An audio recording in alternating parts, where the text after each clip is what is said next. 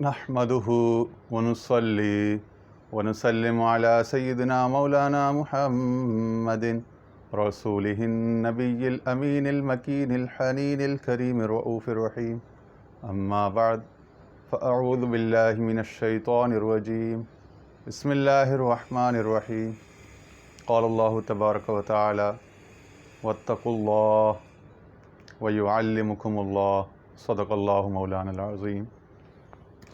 اچھا جی، آج مثنوی مولوی معنوی، جیسا کہ اس کا نام ہے کہ مولانا روم کی مثنوی، اور وہ بھی ایک ایسی مثنوی جو کہ معنوی ہے، یعنی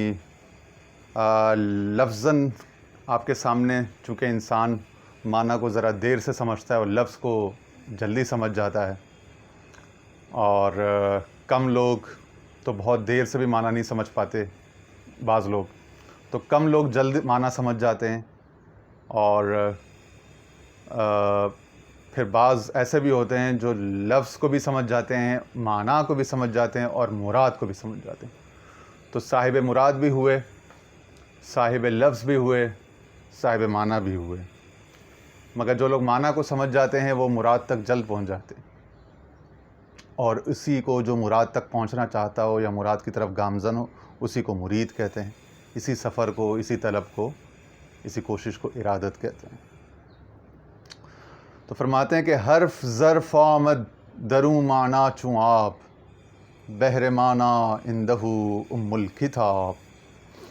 کہتے ہیں یہ جو حروف ہیں نا، الفابیٹس، الف با جیم دال، یا الف با تا سا، اے بی سی ڈی، کسی بھی زبان کے حروف تہجی ہوں، حروف الہجا ہوں، یہ مثل ظرف کے ہیں، برتن کے۔ مقصود برتن نہیں ہوتا، مقصود ہوتا ہے برتن میں جو پانی رکھا ہوا ہے اس تک پہنچنا اور پیاس بجھانا۔ تو مقصود ہوتا ہے پیاس بجھانا، لیکن پیاس براہ راست پانی سے نہیں بجھتی، پیاس کے لیے کوئی ظرف چاہیے، کوئی پیمانہ چاہیے، کوئی جام چاہیے، کوئی کاسا، کوئی گلاس، کوئی کنٹینر چاہیے نا، جو اس پانی کو کنٹین کر کے آپ تک آپ کی تشنگی بجھانے کے کام آ سکے۔ تو حروف جو ہیں وہ کسی بھی دینی کتاب کے ہوں یا سیکولر نالج کے ہوں، حروف پیراہن ہیں، لباس ہیں، یا آلہ ہے، برتن ہے، ظرف آمد یعنی برتن بن گئے، اور اس کے اندر جو معنی ہے حروف کے اندر، تحت اللفظ، بین اللفظ یا بین السطور، وہ اس تک پہنچنا ہوتا ہے۔ تو مقصد معنی تک پہنچنا ہوتا ہے، ٹھیک ہے؟ تو حروف کا کام صرف معنی کو آپ تک، آپ کی زبان میں پہنچانا ہوتا ہے، آپ تک کمیونیکیشن کے لیے،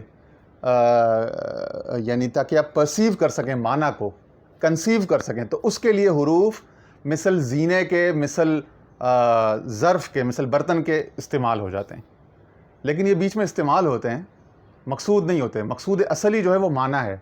تو کہتے ہیں حرف ظرف آمد دروں معنی چوں آپ، بحر معنی اندہ ام الکتاب۔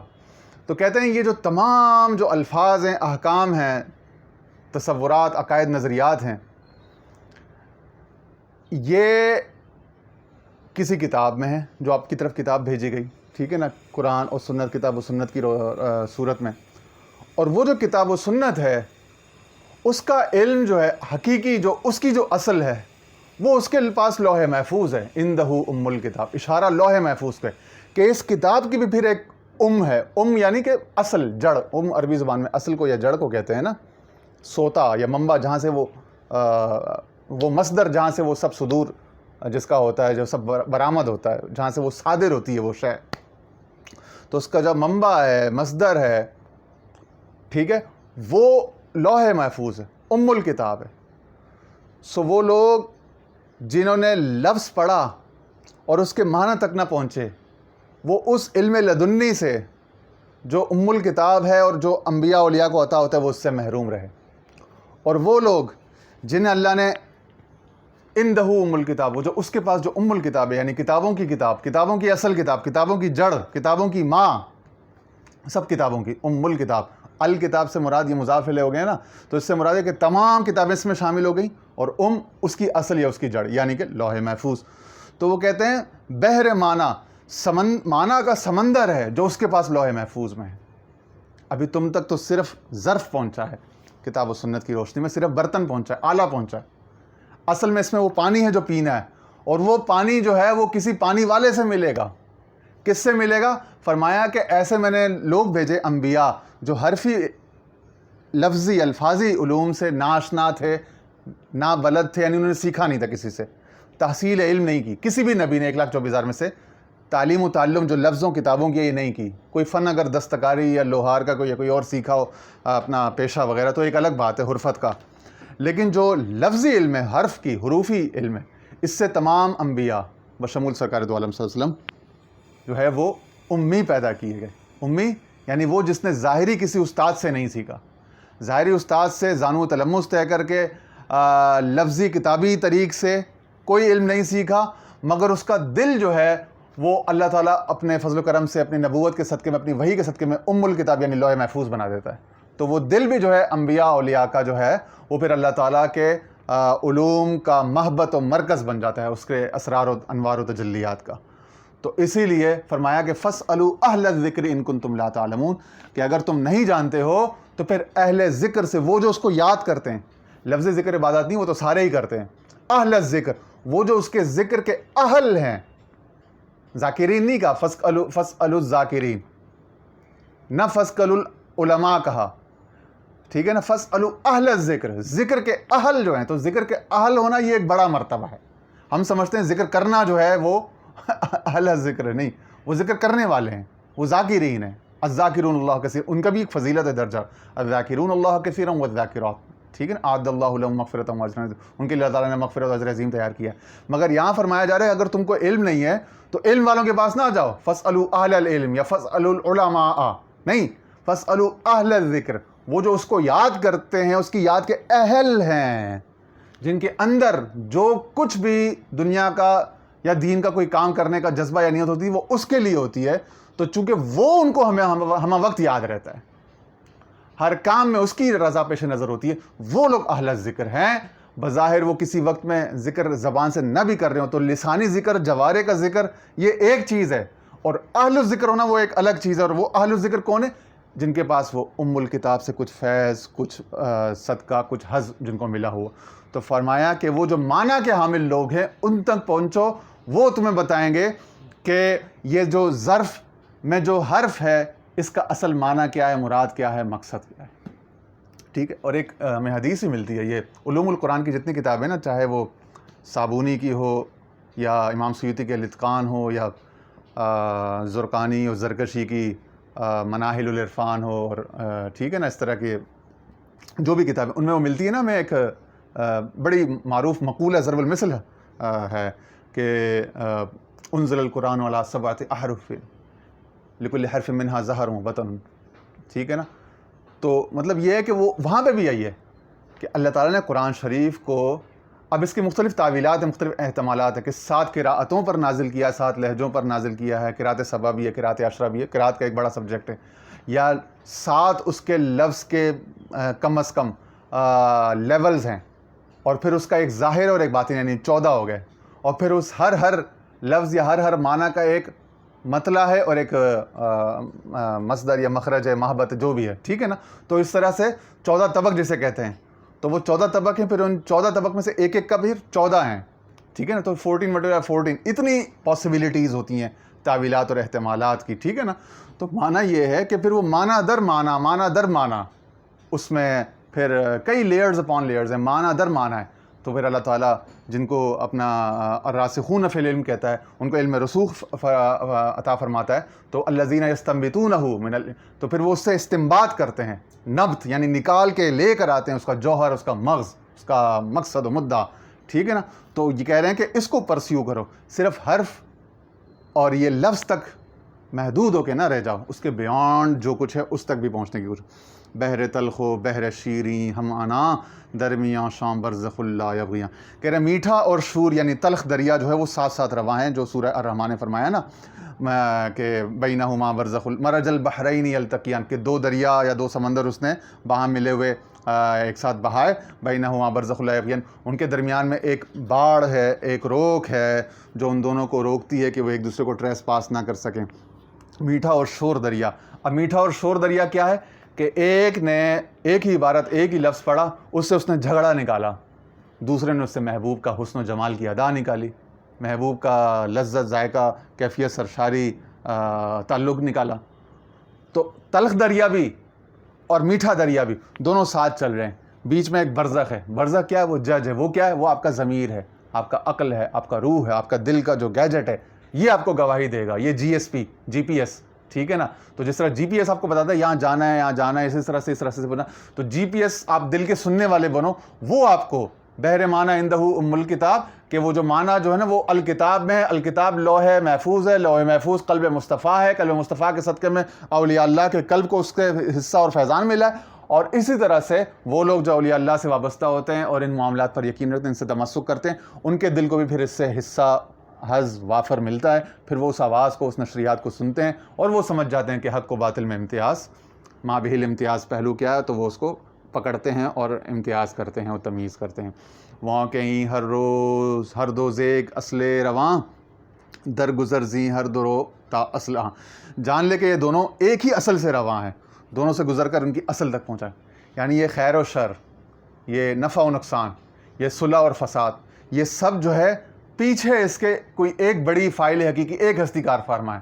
تو وہ جو اقبال لکھا تھا نا، ان دونوں سے آگے چل اے ہمت مردانہ، اے طالب اے سالک، تو ان دونوں سے پھر آگے بڑھ کر وہ جو اس کے پیچھے جو ہے، وہ جو مولانا روم کہتے ہیں نا کہ ہم پتھر کو نہیں دیکھتے، پتھر مارنے والے کو دیکھتے ہیں. یعنی فائل حقیقی تو خدا کی ذات ہے نا. اگر زید نے پتھر مارا ہے اور زید مر گیا، لیکن اس کے پتھر کی جو چوٹ ہے اس کا اثر آپ پر ابھی تک قائم ہے، تو بھئی اگر زید اس کا سبب ہوتا، اگر حقیقی سبب، ظاہری سبب ضرور ہے لیکن اگر حقیقی سبب ہوتا تو زید کے مر جانے کے بعد وہ چوٹ کا اثر تو آپ سے ختم ہو جانا چاہا، لیکن وہ تو رہتا ہے. تو اس کا مطلب ہے کہ وہ جو ہے اس کے پیچھے کوئی اور ہے. تو فائل حقیقی کو دیکھو کہ وہ آ رہا کہاں سے. ان دونوں سے آگے چل، یعنی لفظ ہو یا معنی ہو، اپنا صلح ہو یا فساد ہو، ان تمام معاملات کے پیچھے جو ذات ہے اس سے تعلق بناؤ. اور اس سے تعلق محبت کا بنتا ہے، اس سے تعلق دل کا بنتا ہے. اور جب دل کا تعلق بنتا ہے تو پھر دل کے اندر ایک لوح محفوظ کی ایک تجلی اور ایک عکس جو ہے وہ رابطہ استوار ہو جاتا ہے. اور پھر وہاں سے ایک نشریات کا سلسلہ بقدر ضرب بقدر نصیب وہ شروع ہو جاتا ہے. ذر قلب و ذر نیکو در عیار بے محک ہرگز ندارت اعتبار. کہتے ہیں کھوٹا سونا اور کھرا سونا پرکھنے میں بغیر سوٹی کے ہرگز قابل اعتبار نہیں ہوتا. یعنی کہ یہ جس طرح آپ سونار کی دکان میں جاتے ہو، ٹھیک ہے نا، تو وہاں اس کے پاس کھرا سونا بھی ہوتا ہے، کھوٹا سونا بھی ہوتا ہے. اسی طرح جب آپ کسی مرشد کامل کے پاس جاتے ہو تو اس کے پاس کھوٹا سودا بھی ہے. یعنی آپ کو کیا چاہیے؟ دنیا کی چیزیں، عزت، یہ وہ چاہیے تو آپ کو یہ بھی مل جائے گا. اور کھرا بھی ہے، بظاہر دونوں چمک دونوں میں ہے. سونا نام دونوں کا سونا ہے کہ بھائی قابل قدر شے ہے، ویلیویبل پریشس تھنگ ہے. آپ چاہو تو آپ کس چیز کی پرائس لگانا چاہتے ہو، آپ نے مول کیا لگا، آپ نے یہ خریدا یا وہ خریدا، اس کے بعد دونوں ہیں. چاہو تو آپ اس سے مجاز خرید لو، چاہو تو آپ اس سے حقیقت کے اہل ہو جاؤ. بہتر یہ ہے کہ حقیقت لے لو. اور جب جاؤ تو وہ کہہ رہا ہے کہ سونار کی طرح پرکھ کرو کہ تم کھوٹا لے رہے ہو یا کھرا لے رہے ہو. ٹھیک ہے نا. تو کھوٹا نہ لو، کھرا لو. ادنا نہ لو، اعلیٰ لو. نہ خالص نہ لو، خالص لو. ٹھیک ہے نا. ہر کے را در جاں خدا بنہد محک مر یقین را باز دانت اوز شک. کہتے خدا جس کے دل میں کسوٹی رکھ دیتا ہے نا بغیر کسی شک کے، وہ پھر شک اور یقین کو جدا کر لیتا ہے. یعنی وہ پھر اگین دل کی بات آ رہی ہے نا. اور ام الکتاب اور دل، یہ سب چیزیں، یعنی وہ کہہ رہے ہیں کہ تیرے دل میں ایک تعلق باللہ، ایک محبت، ایک اخلاص، ایک سچی ہو کہ دل میں وہ نہیں ہوگا، زیغ ہوگا، ٹیڑھا ہوگا. قرآن نے بھی کہا کہ وہ اس سے غلط مطلب لیں گے. یضل بہ کثیرا ویہدی بہ کثیرا.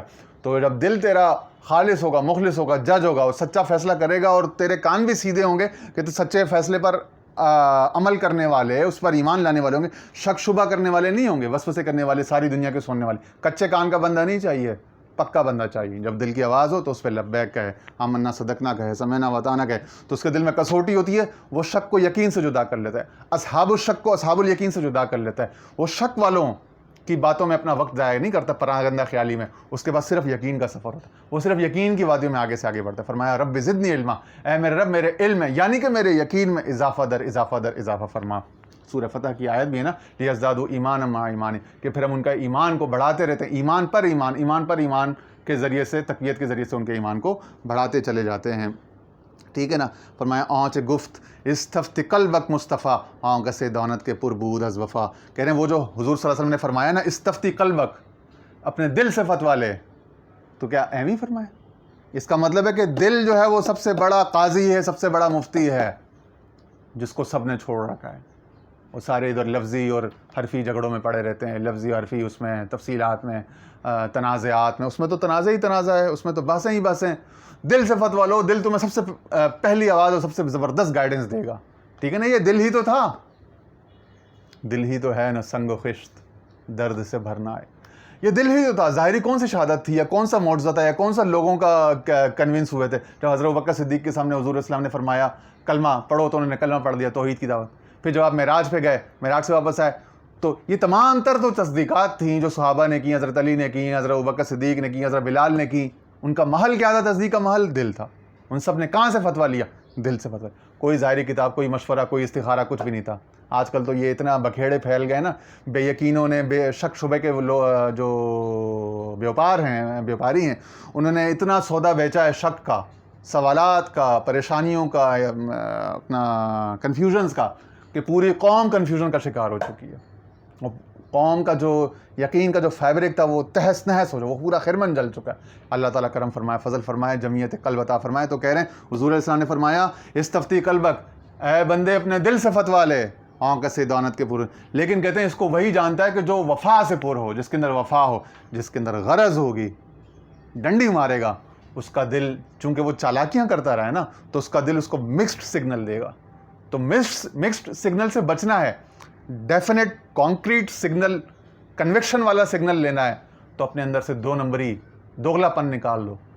ایک آواز پر, ایک در پر اپنا سر جو ہے وہ اپنا جھکا دو, اپنی طبیعت کو ایک فیضان کے منبع سے جڑ جاؤ پکے, اور پھر سچے پکے ظاہر باطن صورت سیرت اندر بار صورت حال مقام سے, کیفیت سے, ہر شے سے اس کے ہو جاؤ, تاکہ اس کا پورا جو اثر ہے وہ تیرے اندر سرایت کر جائے. تیرے دل کے اندر وہ اس طبیعت کا پورا نقش آ جائے, جس کو کہا نا اے نقش بند عالم نقش مرا و بند. تو تیرا اندر کا جو نقش ہے وہ بند ہو جائے, اور جب وہ نقش پکا بند ہو جاتا ہے, پھر اس کے بعد اس پہ جو ہے نا وہ جھوٹا نقش آنے نہیں دیتا, جھوٹے رنگ کو وہ قریب آنے پھٹکنے نہیں دیتا, اور وہ تمیز کر لیتا ہے کہ یہ کھرا ہے یا کھوٹا ہے, یہ شور ہے یا تلخ ہے, اپنا میٹھا ہے. ٹھیک ہے نا. یہ صرف حرفی لفظی ہے یا معنوی ہے. ٹھیک ہے نا. تو وہ جو اہل وفا ہیں, اہل محبت ہیں, جو دل کی سننے والے ہیں, ان کا دل پھر صحیح گائیڈ کرتا ہے, اس میں کسی وسوسے کی, کسی شیطان کی کوئی گنجائش نہیں ہوتی. اور ایک ہم لوگوں کو یہ جو کانسیپٹ آف شیطان ہے, اس نے بڑا بیڑا غرق کر رکھا ہے, اس تصور نے بڑا تباہ کر رکھا ہماری اس قوم کو. وہ ہم لوگ ساری عمر یہی سمجھتے ہیں کہ خدا نخواستہ وہ جو حق کی آواز ہوتی ہے اس کو بھی وسوسہ اور شیطان, اور یہی اتنے ہم لوگ اسکیپٹک ہو چکے ہیں, اتنے متشکک, طبیعتوں میں شک اور طبیعتوں میں عدم قبول اتنا زیادہ آ چکا ہے کہ ہمیں ہر شے وسوسہ لگتی ہے, ہر شے خاطر نفسانی اور خاطر منفی لگتی ہے. ٹھیک ہے نا. تو ہمیں خیر کم نظر آتا ہے, خیر کمزور نظر آتا ہے, اور شر ہمیں طاقتور نظر آتا ہے. یعنی ہم نے شر کو ہی طاقت کا اور قوت کا منبع اور خزانہ سمجھ لیا, تو ہم نے شیطان کو ہی دنیا کا فاتح اور عالم کل اور جو ہے نا وہ قادر مطلق سمجھا ہوا ہے. یہ ہماری پاکستانی قوم کی زندگیاں اس میں گزر رہی ہیں. اتنا زیادہ ہمارے تصورات میں پتہ نہیں کس نے یہ شیطان کو ڈال دیا ہے کہ ہر کسی کے دماغ میں یہی ہے کہ یار شیطان شیطان شیطان شیطان شیطان شیطان. وہ اتنا رحمان سے اس کا تعلق نہیں ہے, اتنا رحمان کی پاسبلٹیز اور مثبت اس بات کی پاسبلٹیز اس کو اتنی نہیں محسوس ہوتی زندگی میں, جتنی اس کو منفی اور شر کی اور شیطان کی محسوس ہوتی ہیں. اسی وجہ سے وہ ساری عمر کنفیوژن کا, گو مگو کا شکار رہتا ہے.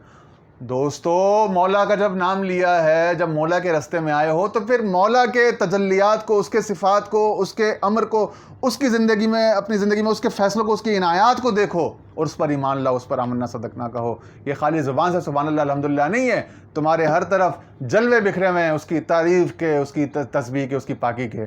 اور ایک اس کی پاکی یہ بھی ہے کہ شیطان ہے ہی نہیں ارد گرد، پاکی ہی پاکی ہے، وہ ہے، اسی کا احسان ہے، اسی کا لطف ہے۔ تو بس ایک ہی پاسبلٹی، ایک ہی کو لے کے اسی کا ڈنڈورا پیٹو، اسی کا چرچا کرو، اسی کے دھیان میں، اسی کے اس میں رہو، اور وہ جو منفی والا پہلو ہے نا اس کو کچھ عرصے کے لیے چھوڑ دو کہ تاکہ جان چھوٹ جائے، ایک ہی طرف دیکھو تاکہ یک بین ہو، یک نگاہ ہو، یک خان ہو جاؤ، پھر انشاءاللہ خیر ہی خیر ہوگی۔ ٹھیک ہے نا، جب اس میں ایک طرف میں پکے ہو جاؤ گے۔ دردہانے زندہ خاشا کر جہاد آہنگ اور آمد کے بیرونش نہد، کہہ رہے ہیں زندہ کے منہ میں اگر تنکا گر جائے